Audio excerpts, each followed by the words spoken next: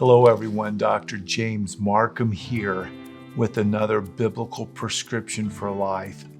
I'm going to change format a little bit this week. Usually we talk about a health topic, but today I want to talk to you about a most transformational trip I had recently, and I had the privilege of going to the Holy Land and spend some time.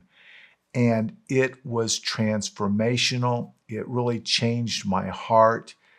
It changes the way I saw the world. And I just want to share a little bit about that with you. And if you ever get a chance to go or you've been, I think it's a great opportunity.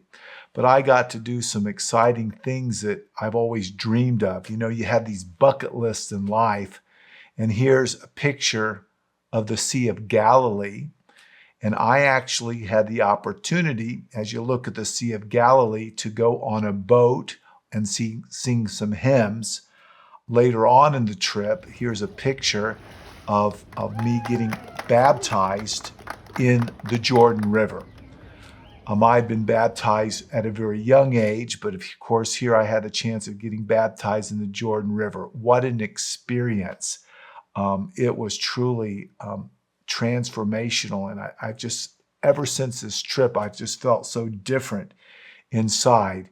And I'm going to share parts of that as we go on, but I got a chance to visit many different places in the Holy Land. I got to see the culture, how the geopolitical situation interacted.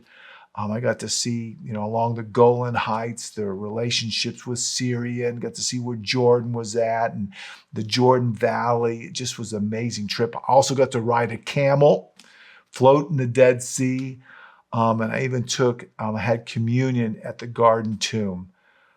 So the trip was just amazing. And I just wanted to share it with you. And the text I had today, I just wanted to, this came during the trip, and it was from John 5, verse 6. And this text says, when Jesus saw him lying there and knew that he had already been in that condition a long time, he said to him, do you want to be made well? I've read the Pool of Bethesda where Jesus heals many times. And for me, actually being able to see the 5 porches. And here is a picture of the Pool of Bethesda. And I got to visit there and see that. So I got to understand this a little bit. And they just discovered this in 1964. And it just, again, proved me that the Bible is a reliable authority. The Word of God is true. We can believe it and we can apply it to every aspect of our life, including healing. And this, again, was a healing story. A man had been paralyzed or paralytic for 38 years. He had been sick a long time. Many of us in our lives have had chronic disease and illnesses, and we've been sick for a long time too. But he didn't know where to go to get help. So he was at this Bethesda pool, which had 4 porches. And actually, it had been discussed many years before in Isaiah. He called it the upper porch. So it had 5 porches. And in our picture, we can see sort of the 5 porches that have been excavated here. And I was studying about this and how God works and how he heals and how this story we can depend on its truth and validity. But if you look back, in my trip, I realized that this was the center of all of culture. And years before, the Greeks and then the Romans had been there. And the Greeks, years before, the 5th century before Christ, they set up these healing pools. They called them Asclepions, and they named it after their god Asclepius. And Asclepius had some daughters under the Greek mythology called Hygeia and Panacea. But they set up at that time these temples where people could come for healing, and they set them up all over the Greek Empire at that time. So this was a thought that if they came to these pools, especially if you came from the Greek or Roman influence, that Asclepius, if you worshiped him, there was some healing that could be occurred. And this healing could be if they touched the water or got in the water, or even if they stayed in the rooms of these Asclepions, where evidently they had snakes as well. And here's the symbol for the Asclepion that we use in medicine today, and it's a staff with a snake wrapped around it. But this has very much pagan influences. So Christ was coming down, and the Greeks and the Romans sort of thought, and this Asclepius was a source of healing, but Christ came to this pool during a feast time. So there were people from all over visiting Jerusalem at this time. And this was in Old Jerusalem, and I got to visit it, and it's near the Sheep's Gate, and this was where they also purified, they cleaned things with the water as well. So this was very fascinating in this story, and in our verse it says, Christ asked him a question, do you want to be made well? So this was in the setting of the Greek and Roman pagans. And of course, the Jewish believed that the waters were stirred by an angel and that there was something that would in the water that would have healing. But regardless, Christ came to teach them something new. He came to, but the story, the archaeology was just fascinating to me as I reviewed this story. But this person had been there for many years. No one would help him in. He couldn't do it himself. He needed healing, but it was more than the physical healing. Christ came and he healed him permanently, both the physical, the spiritual, and he healed him forever. And I think that this is a great story for you to study and to know, to understand even more about Christ and his power to heal us forever in his time, in his way, not only the physical, but more important, the spiritual. He wants us forever.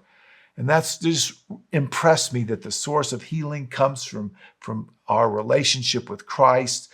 And he asked me today, do I want to be made well? And my answer is yes. I do not want to sit at the healing waters for 38 years when the source of healing is right there and that Christ is the living water. So I just wanted to share some of my experiences to the Holy Land with you. And it just really transformed me as I once again saw all the evidence that the Bible is true, the archaeology evidence. And here's one from the pool of Bethesda, the 5 pools that they've excavated. And I could just imagine Christ coming down. And you can think about, well, what was he trying to say about healing, about his mission on earth, that Christ is the key to health. It's not the traditions of the Greek or the pagans. It wasn't even the Jews who might have been deceived by thinking that they were healed by the rumbling of the waters there. Christ came to take away all these deceptions, to keep us from being distracted, to focus on him.